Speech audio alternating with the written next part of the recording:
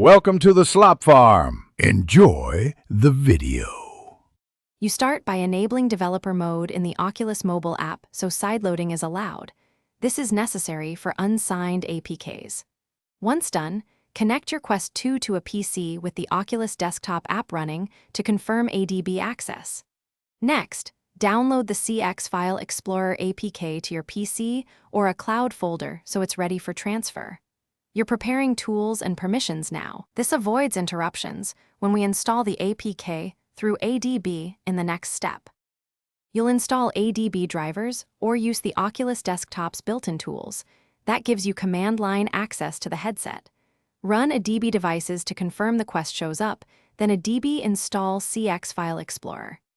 Apt to sideload the app, this installs the package into the headset system.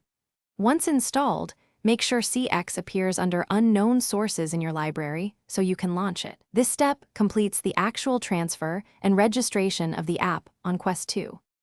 You now launch CX File Explorer from unknown sources and grant storage permissions so it can browse files. That enables file transfers and app management. If USB disconnects, switch to wireless ADB. Find the Quest IP in settings and run a DB Connect IP 5555 to keep installing and testing. If install fails or shows parsing errors, reboot the headset, re-enable developer mode, and rerun a DB install. This usually clears Thanks for watching. Consider subscribing if we helped you today.